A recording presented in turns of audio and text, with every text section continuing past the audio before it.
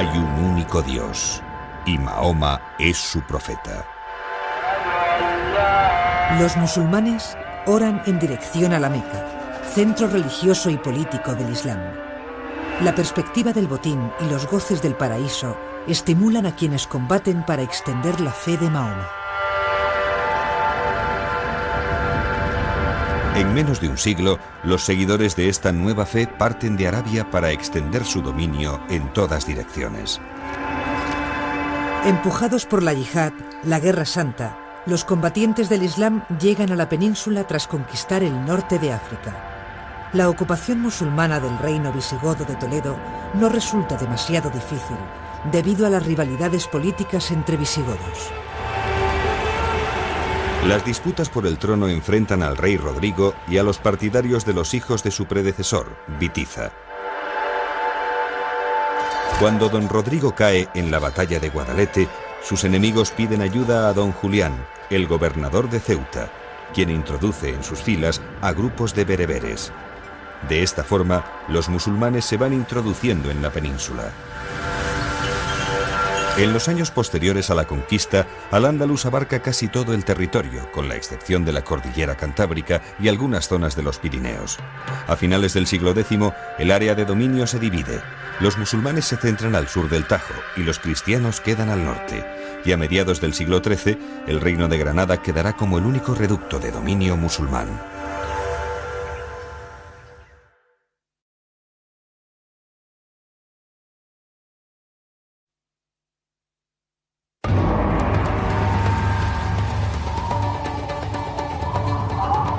La mayoría de los invasores musulmanes que atraviesan el estrecho son bereberes, que procedentes del Magreb llegan a la península empujados por la yihad. Solo una pequeña minoría dirigente está formada por sirios y árabes. Las zonas que quedan bajo dominio musulmán pasan a ser un emirato árabe que depende de Damasco, al frente del cual está la dinastía omeya. El éxito de la conquista no se debe tanto a la fuerza de los musulmanes como al debilitamiento de los visigodos que encuentran al desembarcar. En 4 años culmina la ocupación. La aristocracia visigoda pacta con los recién llegados y se compromete a mantener la administración de sus áreas y a garantizar el cobro de impuestos. Yo creo que no se puede hablar de pactos o de acuerdos establecidos por colectividades, entre colectividades, y sí por distintos individuos dentro de esas colectividades, por una parte. Y por otra parte, creo que es interesante indicar también que todo esto se produjo o básicamente en el ámbito rural, en el ámbito agrario y fundamentalmente para mantener pues los beneficios, para obtener la situación de privilegio de grandes familias, ¿no? En las tierras de Al-Ándalus conviven personas que practican 3 religiones distintas: musulmanes, judíos y cristianos. La religión musulmana se expande en buena parte de la península. El Corán es el libro sagrado que recoge las obligaciones religiosas del creyente. Todo buen musulmán debe conocer y recitar su profesión de fe, que se resume en la existencia de un único Dios y de su profeta Mahoma. Los judíos acogen a los musulmanes como libertadores. Dadas las penalidades que sufrían desde la implantación del catolicismo en el periodo visigodo, se integran rápidamente en la nueva sociedad. Por su parte, los que continúan fieles al cristianismo reciben el nombre de mozárabes. Estos cristianos que viven en territorio musulmán se organizan en comunidades y mantienen viva la tradición visigoda de los concilios y la vida monacal de los monasterios. A partir del siglo X, los cristianos repoblarán las zonas del norte en las que apenas hay presencia musulmana. La recaudación de impuestos constituye la principal fuente de riqueza del Estado musulmán. En el sistema, digamos, genérico de impuestos de la población dentro del Islam, el musulmán habitualmente paga menos que el no musulmán. Y entonces, si desde un punto de vista, digamos, de prestigio, convenía que las poblaciones islamizaran rápida y ampliamente, desde un punto de vista económico no pasaba lo mismo, porque si las poblaciones no islámicas islamizaban rápidamente y ampliamente, el erario público se iba a ver bastante disminuido porque las tasas y los impuestos eran menores, ¿no?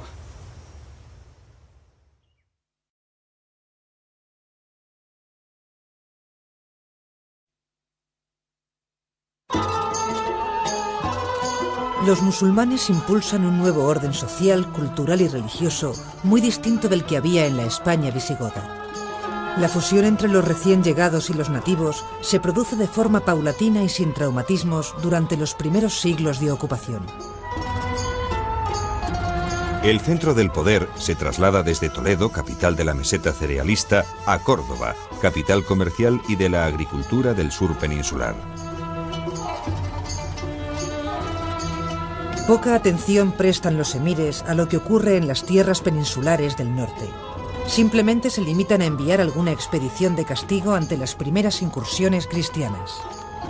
En el otro extremo del mundo islámico, los abasíes, rivales de la dinastía omeya que gobierna en Siria, se hacen con el poder por la fuerza y trasladan la capital a Bagdad.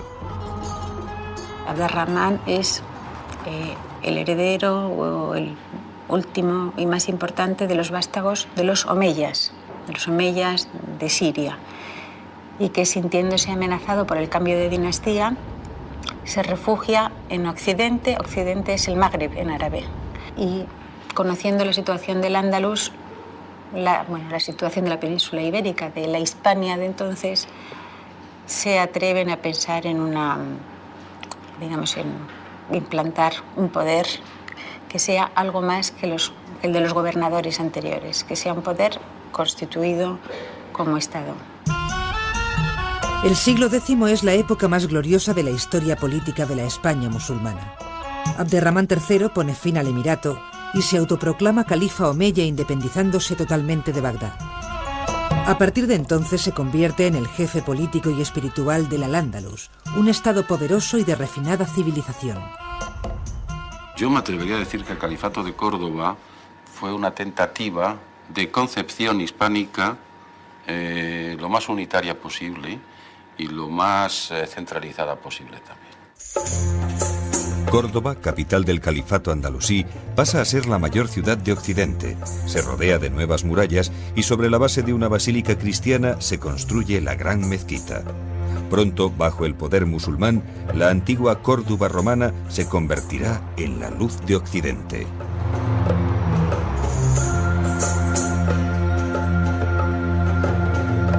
La aristocracia musulmana embellece toda la zona de la Vega cordobesa con palacios y mezquitas, entre los que destaca Medina Azahara.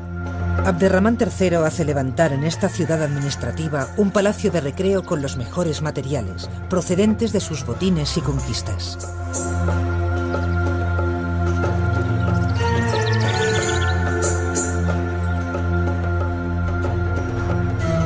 Al-Hakam II, el hijo de Abderramán III, hereda un estado próspero. Amante de las letras, llega a reunir la mayor biblioteca de todo Occidente, en la que alberga más de 400.000 volúmenes. En otra muestra del esmero cultural de los omeyas, los califas hacen venir a músicos desde Oriente para acompañar al canto de poesías. Con los árabes llegaron nuevos instrumentos musicales a la península y se crearon formas de componer que han quedado para siempre en la tradición viva andalusí. Destaca el nai, flauta de caña, típico instrumento de los pastores islámicos, el duf, o pandero árabe, el darbuka, tambor de doble cono, y sobre todo el ud o laúd, antecesor de la guitarra, que en la corte cordobesa adquiere una quinta cuerda y se perfecciona enormemente. La poesía arábigo-andaluza casi siempre es cantada con acompañamiento instrumental. Las esclavas cantoras componen y saben tañer el laúd. Una forma poética peculiar es la muasaja, escrita en árabe, pero que incluye una estrofa corta, la jarcha, en dialecto hispano-romance. Probablemente, esta es la primera manifestación de la lírica castellana medieval. En las tierras de Al-Ándalus se establece una organización social fuertemente jerarquizada. La actividad principal entre la población urbana es la artesanía y el comercio. En el campo, la mano de obra es asalariada. Todo campesino cobra un sueldo por su trabajo. Los esclavos ocupan un puesto en la sociedad musulmana sirviendo en palacio. Adquiridos en mercados, los hombres se encargan del servicio y guardia del califa. Muchos de ellos se convierten en funcionarios y asumen puestos de poder. También en lo social, una de las actividades musulmanas que más llama nuestra atención es el Ramadán. Ramadán, que evidentemente es el mes del ayuno, porque seguramente esa es la manifestación social más evidente, más inmediata, pero es también el mes de lo que podríamos llamar de la búsqueda de la perfección moral y de la búsqueda de la perfección social. Hay un Ramadán de día y hay un Ramadán de noche, ¿no? Es el momento en que la ciudad se alumbra, y se alumbra de otra manera completamente distinta. Es el momento en que los niños juegan más, es decir, los niños son especialmente libres en las noches de Ramadán. Todo el mundo es especialmente libre en la noche de Ramadán, pero dentro de un contexto religioso. El Corán impone la tolerancia, aunque lo hace de forma limitada. A los cristianos se les prohíbe construir iglesias nuevas, tocar las campanas y celebrar procesiones públicas. Por este motivo, muchos cristianos se refugian en las regiones al noroeste del Duero, donde van a ir desarrollando núcleos de identidad cristiana. Tras la muerte de Al-Hakam II, llega al poder el gran visir Almanzor, que acaba con el carácter pacífico de convivencia entre los dos pueblos, musulmán y cristiano. Almanzor recupera el espíritu de la yihad para extender el Islam entre los infieles, reorganiza el ejército y en poco tiempo alcanza prestigio por sus victorias contra los reinos cristianos del norte. Sus saqueos son notables, quema libros y arrasa monasterios. De Santiago de Compostela roba las puertas y las campanas de la catedral.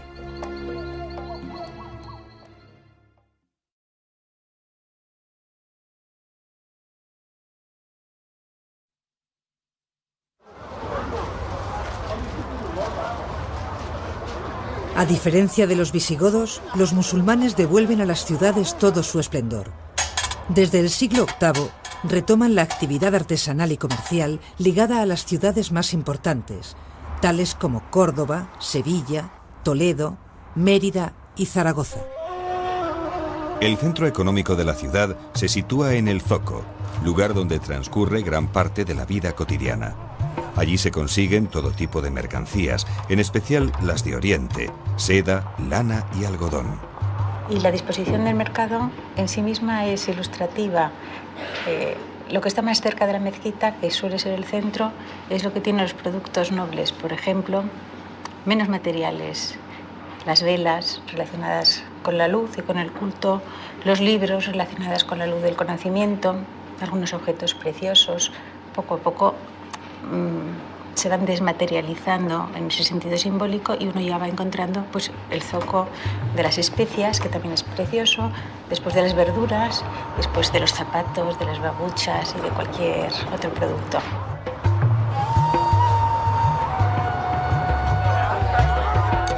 La economía del Al-Ándalus es una economía monetarizada. Las transacciones importantes se realizan con dinares de oro, mientras que la moneda de pago corriente es el dirham de plata.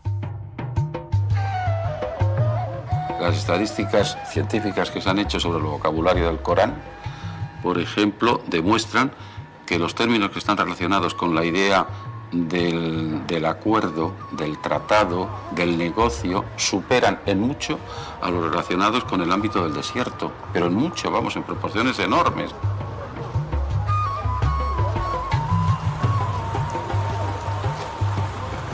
Con las nuevas telas y tejidos de Oriente entran nuevas modas. Los dirigentes lucen altos sombreros de seda y el turbante, al principio uso exclusivo de los juristas, se generaliza a partir del siglo X. La higiene musulmana denota pureza y adquiere la importancia de un rito religioso. Los baños, numerosos en todas las ciudades, cuentan con varias estancias en las que la temperatura varía de forma progresiva.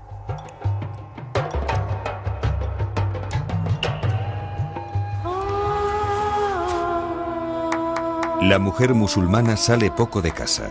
Una de sus distracciones es ir a los baños, donde dedica varias horas del día al aseo personal y cuidado de la belleza. Allí merienda con sus amigas mientras se depilan y untan con aceites perfumados. Otro eje fundamental de la vida cotidiana son las mezquitas, lugares de oración y de recreo. Córdoba llega a tener centenares de ellas. Al igual que en el mundo romano, las casas musulmanas están cerradas al exterior por un muro ciego.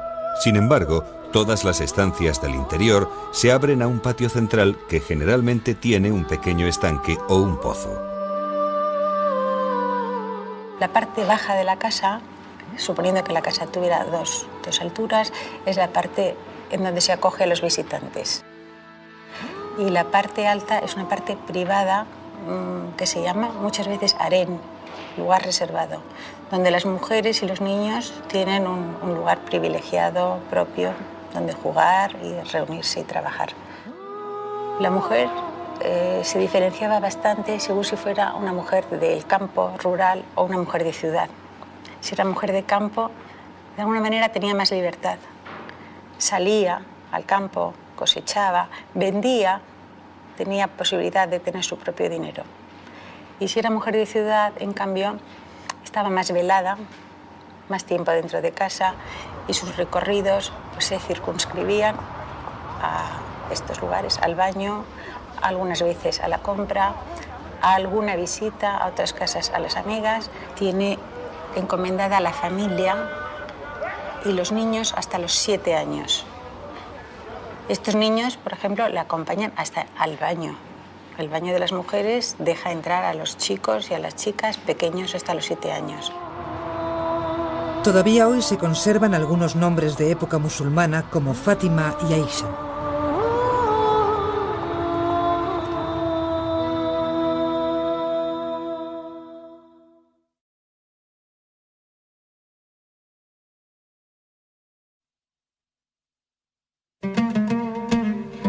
En Al-Ándalus, la lengua de los conquistadores, el árabe, se impone deprisa. Cuando nosotros le decimos a una persona, o se le decía, que no sea zalamera, quiere decir que no haga tantos saludos y tantos gestos de salam, de paz. Si decimos, por ejemplo, que alguien es un zahorí, o se decía que era un zahorí, alguien con capacidad de adivinar el futuro, que podía predecirlo, casi ser como un astrólogo. Pero otras palabras se refieren a la vida cotidiana en sentido material. El aceite con el que se cocina, el azúcar que poco a poco se va introduciendo en la cocina, el escabeche, como decíamos, en los alimentos, las alcachofas, las berenjenas. La cultura da prestigio al califato. Se traducen al árabe y también al latín muchos autores clásicos, en especial las obras de Aristóteles. Los árabes son quienes introducen el papel en Al-Ándalus. El papel supone un gran avance con respecto al pergamino, ya que su proceso de producción es más rápido y además abarata los costes. A finales del siglo X y principios del XI surgen las primeras fábricas de papel en Córdoba y Játiva.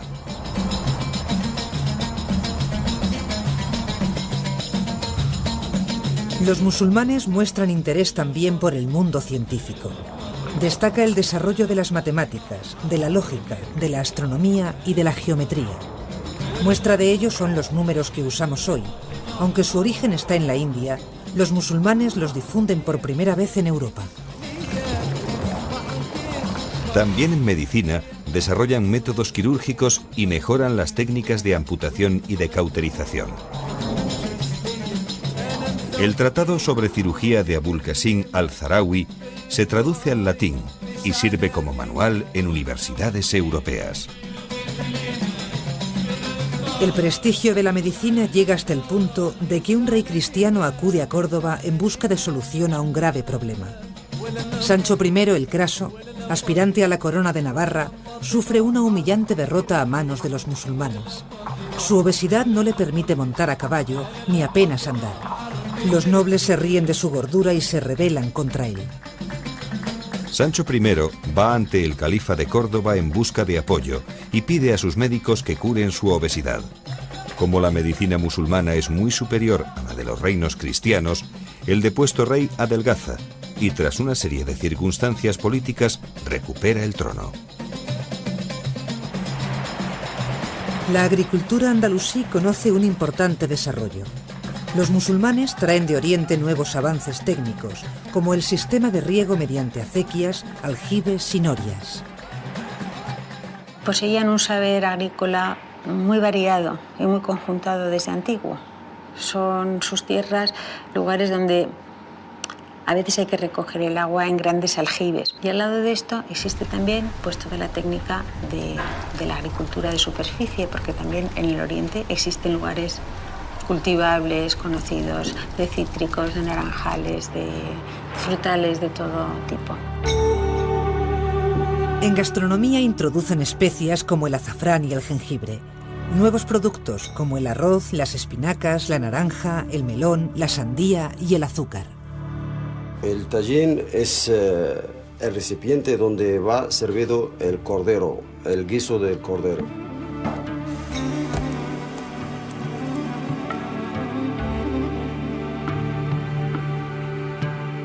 Además de los platos de cordero más conocidos, hay que tener en cuenta que la base de la alimentación andalusí es el trigo, como la sémola del cuscús, por ejemplo. En las casas se prepara la masa del pan y luego se la lleva a cocer al horno público más cercano. Los aperitivos fríos más comunes son la pasta de lentejas, habas o garbanzos. Además se consume mucho pescado, ensaladas y frutas. Son los omeyas quienes en su corte establecen en qué orden deben servirse los platos a la mesa y la costumbre de una presentación ornamentada. La afición por el juego del ajedrez empieza en la época de los musulmanes. Los historiadores creen que fue Zirhab, un poeta y músico huido de Oriente, quien lo introdujo en la península, aunque no hay prueba de ello. Se le atribuyen también a Zirhab las supersticiones del odio al número 13 o el temor a los espejos rotos.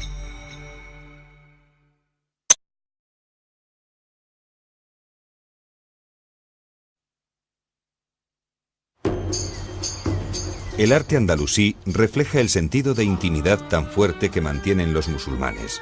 Sus influencias orientales se conjugan con elementos artísticos ya existentes en la península.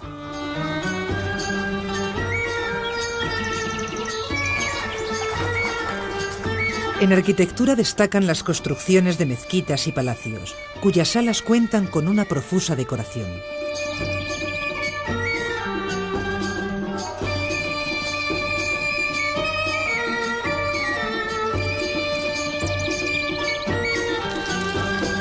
Muy característico es el uso de fuentes y albercas de recreo en los patios interiores y el gusto por grandes jardines.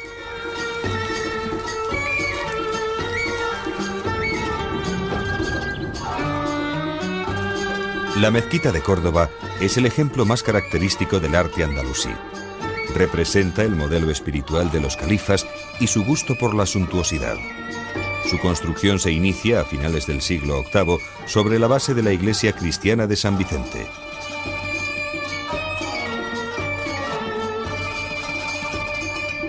Formada por un bosque de columnas de mármol, el haram es la sala donde los fieles oran de pie, sentados o arrodillados tocando con la frente el suelo. Tras varias ampliaciones, la mezquita llega a tener 10.000 metros cuadrados de superficie. Otra obra magna de la época musulmana es la Aljafería de Zaragoza. Levantada en el siglo XI durante los reinos de Taifas, se trata de un recinto rectangular fortificado en el que se construye un palacio y una mezquita. El palacio de influencia omeya recuerda a los palacios musulmanes del desierto y se convierte en residencia de soberanos musulmanes. Junto a la sala del trono se encuentra la mezquita, de planta octogonal. Destaca como una de las joyas del arte de las Taifas. Los motivos decorativos del arte andalusí son de gran belleza, aunque se caracterizan por la utilización de materiales pobres como el yeso y el ladrillo. Las superficies se cubren generalmente con elementos geométricos, vegetales y caligráficos. Una línea se une a la otra formando un entramado sin dejar un hueco libre. En el Islam no se acostumbra a representar la figura humana. Cabe destacar el papel de las celosías y vidrieras para crear un entorno de luces y sombras que separa el interior del exterior y dota de un ambiente simbólico a los edificios.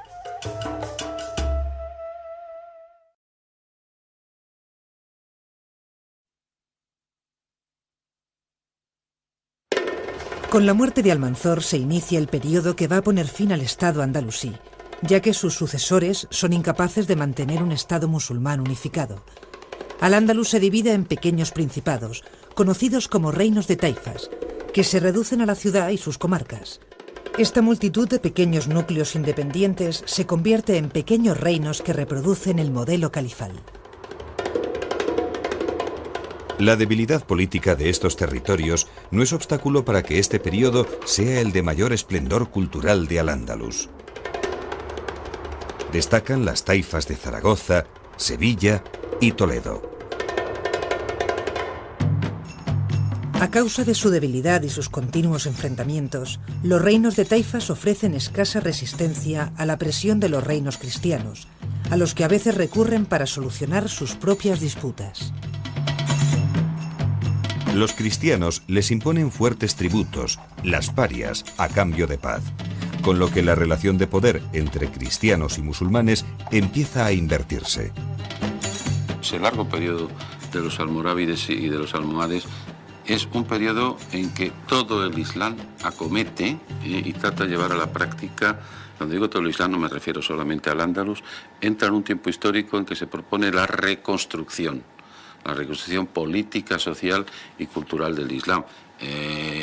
No se olvide que, por ejemplo, eso es coetáneo en gran parte a otro hecho fundamental que está ocurriendo en el Mediterráneo Oriental, que son las cruzadas.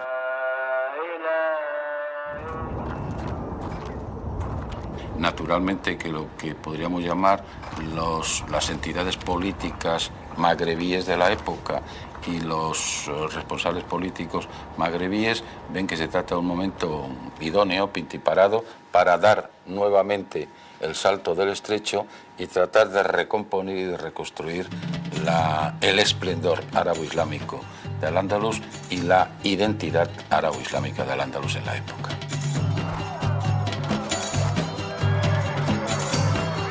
Tras numerosos éxitos militares, una gran coalición de los reinos cristianos, unidos en una cruzada, derrota a los almohades en la batalla de las Navas de Tolosa. Esto abre una brecha hacia el Atlántico en el sur de la península. El último imperio norteafricano que acude en ayuda de Al-Ándalus es el de los benimerines.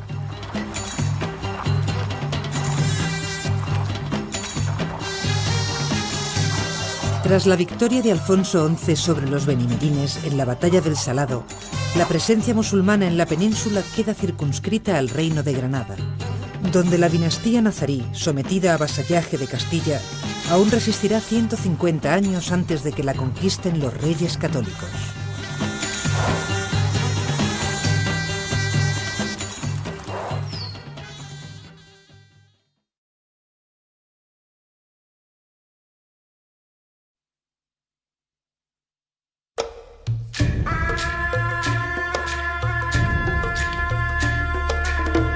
A lo largo de los 8 siglos que permanecen en la península, los musulmanes consiguieron implantar su lengua, el árabe, su religión, el islam, y muchos avances en el campo de las artes y la cultura. Fue una época de esplendor para el estudio de las matemáticas, la astronomía y todas las ciencias. Innovaciones tecnológicas en el campo de la agricultura y ejemplos de expresión artística de gran belleza. Volveré a ver los zócalos tan resplandecientes de las paredes de los salones reales, en donde los atardeceres más oscuros nos parecían auroras. Es un lugar de recreo que recuerda por su dulzura exquisita el paraíso celestial, pues todo hombre que allí se encuentre no sufrirá las fatigas de la sed ni el ardor del sol. Alimentada por influencias orientales, Al-Ándalus aportó a la península una nueva concepción del mundo.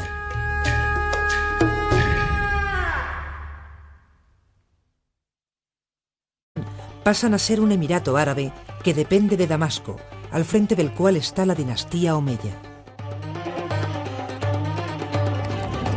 El éxito de la conquista no se debe tanto a la fuerza de los musulmanes como al debilitamiento de los visigodos que encuentran al desembarcar. En 4 años culmina la ocupación.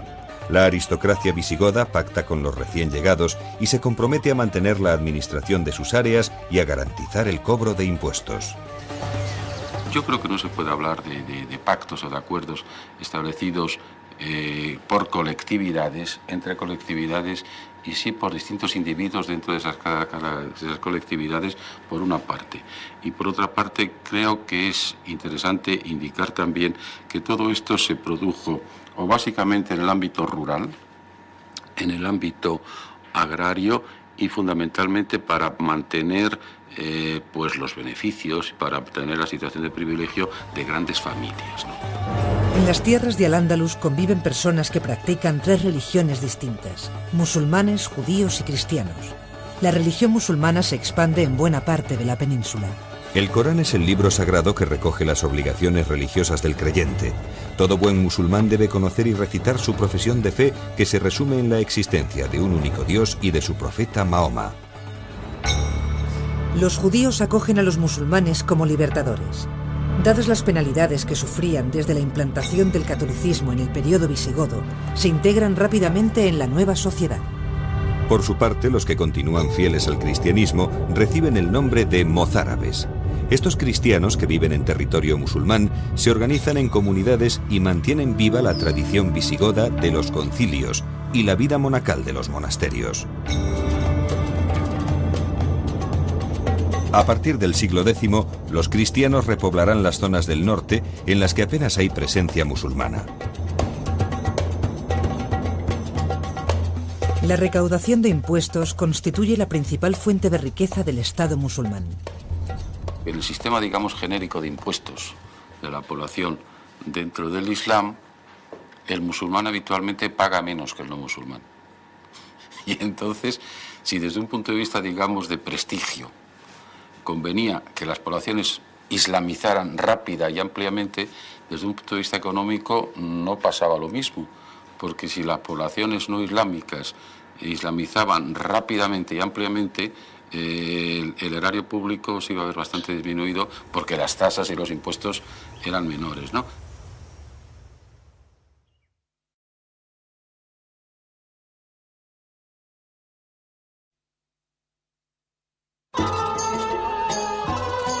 Los musulmanes impulsan un nuevo orden social, cultural y religioso muy distinto del que había en la España visigoda. La fusión entre los recién llegados y los nativos se produce de forma paulatina y sin traumatismos durante los primeros siglos de ocupación. El centro del poder se traslada desde Toledo, capital de la meseta cerealista, a Córdoba, capital comercial y de la agricultura del sur peninsular. Poca atención prestan los emires a lo que ocurre en las tierras peninsulares del norte. Simplemente se limitan a enviar alguna expedición de castigo ante las primeras incursiones cristianas. En el otro extremo del mundo islámico, los abasíes, rivales de la dinastía omeya que gobierna en Siria, se hacen con el poder por la fuerza y trasladan la capital a Bagdad.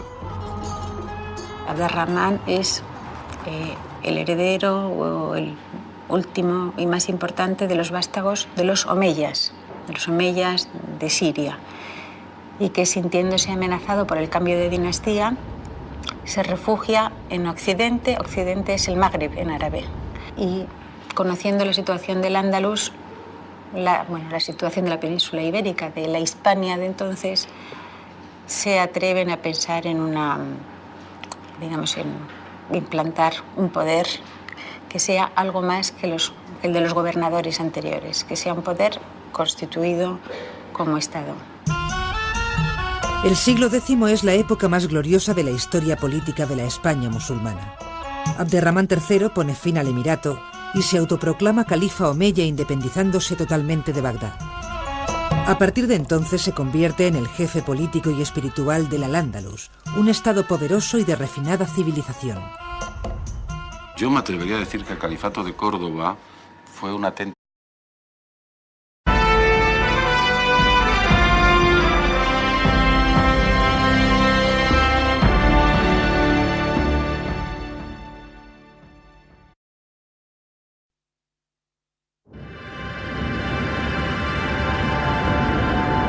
Hay un único Dios, y Mahoma es su profeta. Los musulmanes oran en dirección a la Meca, centro religioso y político del Islam. La perspectiva del botín y los goces del paraíso estimulan a quienes combaten para extender la fe de Mahoma. En menos de un siglo, los seguidores de esta nueva fe parten de Arabia para extender su dominio en todas direcciones. Empujados por la yihad, la Guerra Santa, los combatientes del Islam llegan a la península tras conquistar el norte de África. La ocupación musulmana del reino visigodo de Toledo no resulta demasiado difícil, debido a las rivalidades políticas entre visigodos. Las disputas por el trono enfrentan al rey Rodrigo y a los partidarios de los hijos de su predecesor, Bitiza. Cuando don Rodrigo cae en la batalla de Guadalete, sus enemigos piden ayuda a don Julián, el gobernador de Ceuta, quien introduce en sus filas a grupos de bereberes. De esta forma, los musulmanes se van introduciendo en la península. En los años posteriores a la conquista, Al-Ándalus abarca casi todo el territorio, con la excepción de la cordillera Cantábrica y algunas zonas de los Pirineos. A finales del siglo X, el área de dominio se divide. Los musulmanes se centran al sur del Tajo y los cristianos quedan al norte. Y a mediados del siglo XIII, el reino de Granada quedará como el único reducto de dominio musulmán.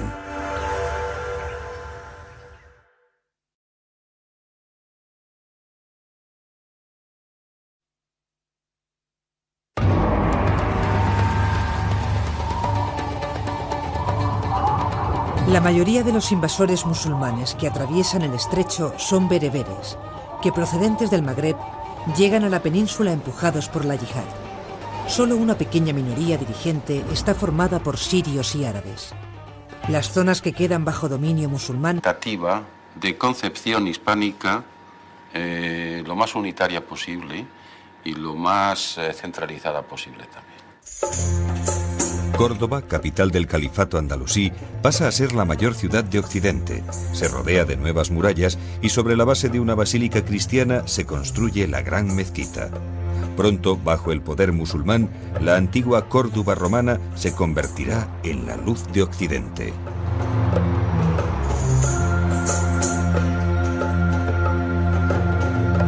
La aristocracia musulmana embellece toda la zona de la Vega cordobesa con palacios y mezquitas, entre los que destaca Medina Azahara. Abderramán III hace levantar en esta ciudad administrativa un palacio de recreo con los mejores materiales, procedentes de sus botines y conquistas.